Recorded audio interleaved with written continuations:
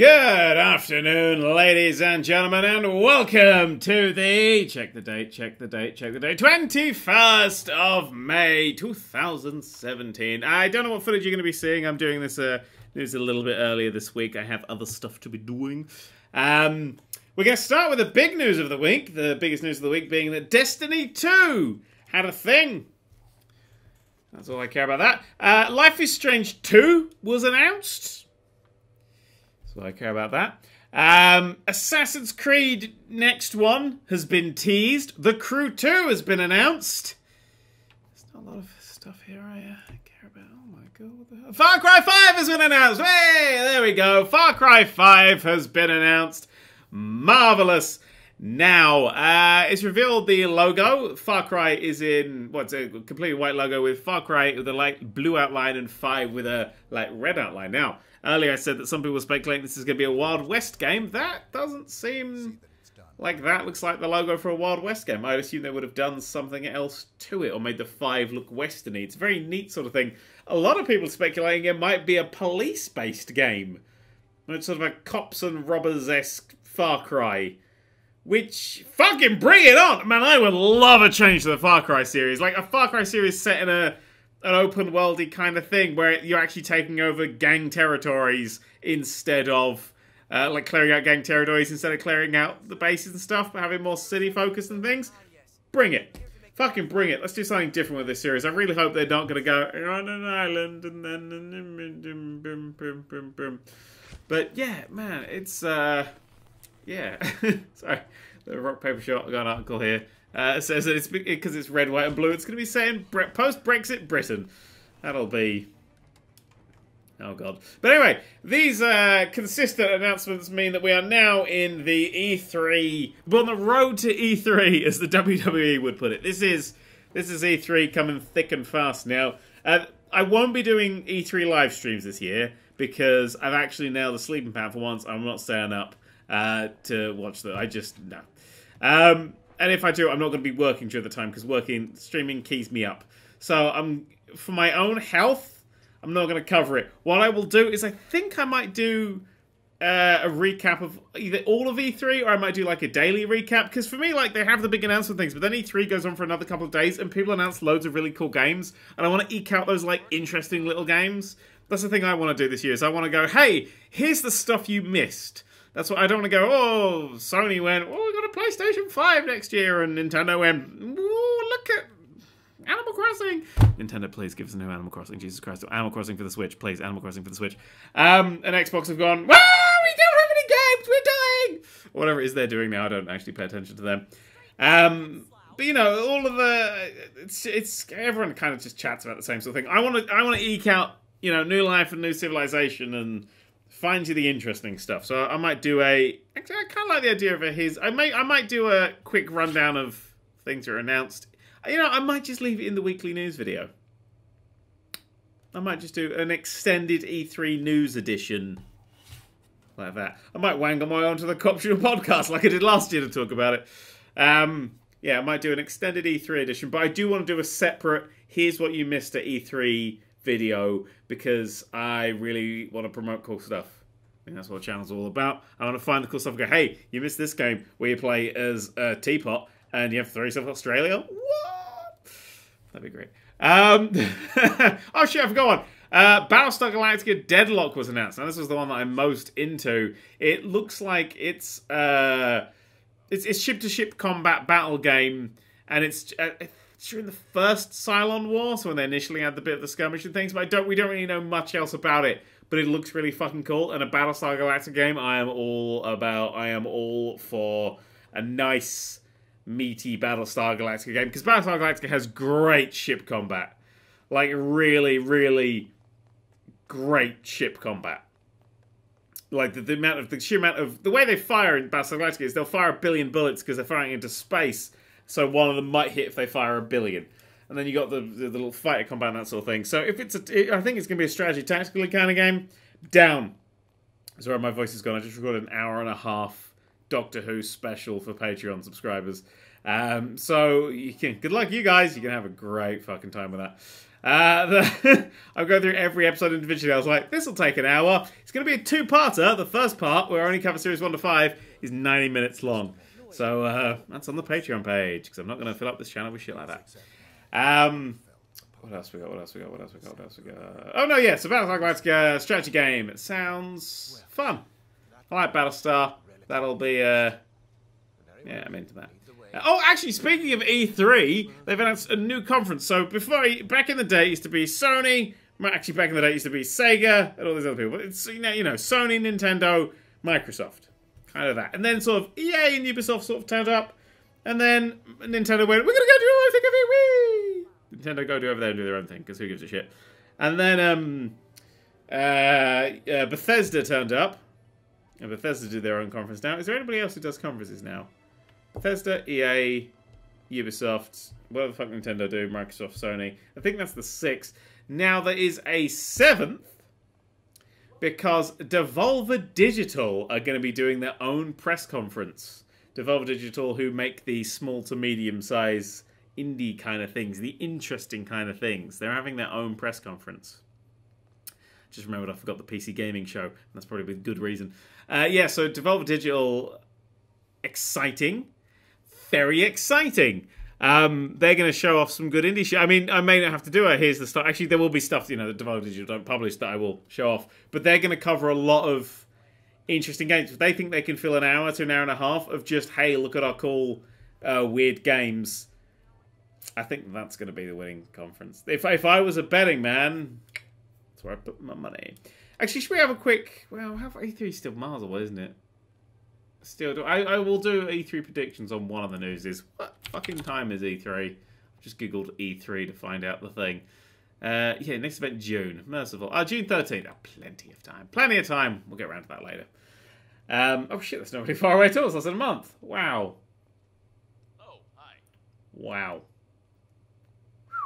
Okay. So, shit, that's really close. I thought it was still fucking miles away. Anyway, Sony, I don't know what the fuck Sony are going to talk about. I'm going to do it now, because fuck it, because I'll forget later on. It's too far away. Sony, I don't know what the fuck Sony are going to talk about. They'll have a whole bunch of new interesting games. Nintendo will be announcing a whole bunch of new interesting games, showing off more of Mario Odyssey. Microsoft will be just going, Scorpio, they'll give it its name. It'll be called fucking like the Xbox Zero or some bollocks. The Xbox 0.5, or Xbox 1.5. Oh, I can imagine that. Jesus. It'll have a shit name. But they'll be showing off that. They won't have any games to go with it, because they only go Gears of War, Halo, and other bollocks that nobody cares about. And they've already said, as I mentioned a few news ago, that they're not really interested in making interesting games. So, fuck them. I don't think I'll bother to watch that one, really. Ubisoft will show off a whole bunch of new interesting games that are ultimately disappointments. You know it to be true. EA will spend a lot of time talking about sports and we'll all get bored. Bethesda will show off Fallout 4 and say it's available now. I'm banking on that, guys. That's my shit. They're not going to be like, the very like, it'll be out this year. Like, that is like the very latest it'll be out this year. But I really think they're going to go, and it's available now, sort of thing. I think that's what they're going to do. What else are they going to do? They're probably going to show off a few new IPs, Bethesda. And then Digital Devolver are just going to throw fucking great-looking games at your face. And that's my things. Anyway, let's carry on with the news. Not a lot today, which is good because I'm tired. Sonic Forces will let you create your own character.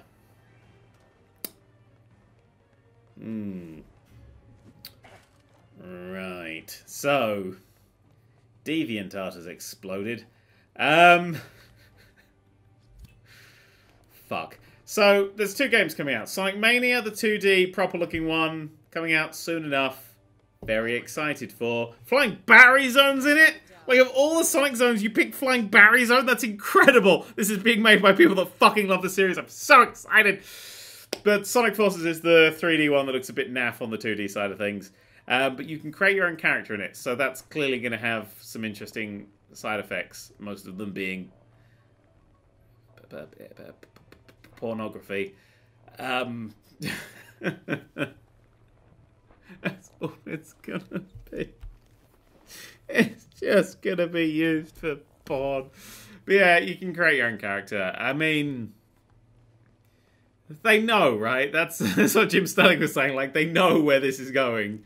But yeah, you can have a character create. You can create them into like any kind of thing, and then you can customize them, change what gloves and shoes and massive strap-ons they have, and all the usual Sonic things.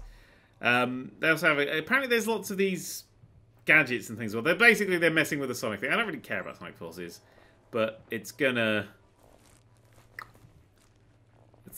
be filled with pornography. It's just. It opens up the Sonic teams for an interesting legal thing. Like, if you create a character in Sonic Forces, and you make YouTube videos that are quite popular, like some of us do, and you put it out there, and then they release the next Sonic game, and they introduce a new Sonic character that looks just like the one you created, did you technically create that character? I always worry that about character creators, especially with something as very vivid as a Sonic character, with the bright colours and the ears and the butt plugs and all the usual Sonic.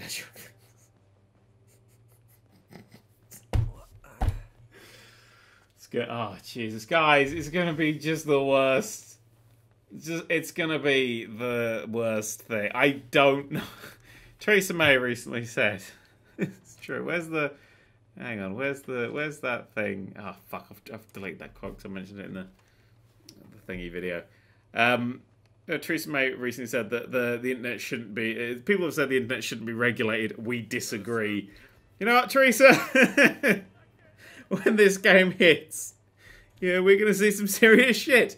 And I don't know if I'm ready. So, let's move on. Let's go on the news. Arma 3. Now, I did a video on Arma 2 where I claimed that my favourite thing about Arma 2 was to make 1,000 jets in the sky and watch them all crash and explode because it's fucking hilarious. Arma 3 is getting jets via DLC now. Because when it first came out, I don't think I did a video on it. I will now have to go and check that. But I don't think I covered it because it didn't have jets. Arma. Nope, nothing in there. Arma 2, yes. Oh shit, that's even got the old logo. Fuck, that's an old video. When was that thing then? 2000? Oh man, 5 years ago. Yeah, it's an old video, but basically I spawned like 100 jets in the sky and watched them all crash, because that's what jets do. You bring them all really close and they just crash and explode, and it's terrifying, and I hide a lot. And it's great, it's fun. And then Arma 3 came out, and it didn't have jets in it. And I had no interest whatsoever in playing it. So it's a bit too clunky for that. Arma 3 came out a year after that, 2013, and they're only just getting jets now. I assume, of course, it's got mods. So people would have modded jets into it immediately and insistently. But now it's got official jets, and they're paid DLC, and I think that's a bit shitty. Unless there's already jets in it. But I remember someone complaining recently that they haven't done it. And also you get like an airship, but it doesn't move or anything, it just sits there. So it kind of feels like Arma 2 is finally getting up to Arma 3. But, sorry, Arma 3 is finally getting up to Arma 2. Maybe I'll pick that up and spawn loads of jets for a silly video. Maybe. I've already got Arma 3. Maybe I will. It just needs 1,000 jets. That's all you need. That's all I need in my life. Just spawn me 1,000 jets in the sky, watch them crash. Repeat. Not in VR. That would be scary. They really crash in your face. They're horrible. Anyway, that's the thing. I really, to be perfectly honest, that Sonic Forces thing. I really lost it. Please, sir. Oh, the horrificness that's gonna come from that. I assure you, I would never. Do we have a description of Oh, God. I don't think we're braced. It's gonna hit like a wave of horrific pornography. Anyway, speaking of horrific pornography, The Witcher is coming to Netflix. They are making a Witcher series for Netflix that'll be following the books, I believe, not the games. Now, this is interesting for two things. Because one, they have to make it different from Game of Thrones. Because The Witcher is quite Game of Thronesy, and it's, you know, fantasy sort of thing. And to standard audiences, they won't really be able to tell the difference. They have to make it different. They have to go, look, it's about creatures, and it's a bit more adventure-y, and it's a kind of a post-war darkness, and we really only follow one character. Although the books, I don't know. I've never read the books. But the other thing is that there really was a Witcher TV series. Did you know this? I believe it is just Polish. I've seen it before with English subtitles, and it's not great. It sort of came out around sort of 2000-ish time. But there has been a Witcher TV series. There is a TV series based on The Witcher already. So this isn't a new thing. And I just found a lot of people going, oh my god, it's the best thing ever. I'm kind of like, you can go watch this now. I mean, it's in Polish because we had to get English subtitles. It's got a lot of tits in it, but it's a bit crap. I haven't seen it for quite a while now. I watched it when I sort of enjoyed The Witcher 3 first. I was like, oh man, there's a TV series. They watched it. I was like, oh, I don't want to watch much more of that. But I think, you know, maybe Netflix do good shit. So, Netflix do okay shit. There's nothing on. I mean, I'm excited to watch Better Call Saul, but that's kind of it. Really, I'm not. I don't like Orange Is the New Black very much. It's not my. It's a bit soapy, and a bit soap opera. It's a bit. Everything's a bit What's the right way to put it? It's melodramatic. I find it very It's a bit too much. It can make a really strong point, but the latest series really pushed it far away from that point to make just TV. I haven't watched Sense8. I do want to watch Sense8. There's a lot of shit on there. To be honest, on Netflix, all I'm watching now is Yes Minister. I'm working my way through that. So, and I've got 50 Years of Doctor Who I'm currently watching through. So, I got a lot of stuff going on. Maybe we'll watch it. It'll be good. Anyway, there's a Witcher TV series. I'm all over the place today. Literally, I've been talking for so long. I'm just like, I really could do with a nap. What time is it? 9:14 a.m. I could really do with a nap. Minecraft will patch parrots to protect real-life pets. That was quite difficult to say. Yeah, apparently Minecraft has parrots in it now. Did not know that. And you can feed them using a chocolate cookie. And that's how you breed them. Now, parrots die if you feed them chocolate. So it's a bit of an oversight by Mojang. I can't remember what they're called. Mojang? Something like that, isn't it? All the people who were in it probably left 1,000 years ago. It's owned by Microsoft now. But yeah, they're patching it out. But I love that they were like, what should we make them feed the birds? I've had cookies. Quick Google search. Yeah, no, it kills them. Fuck it anyway.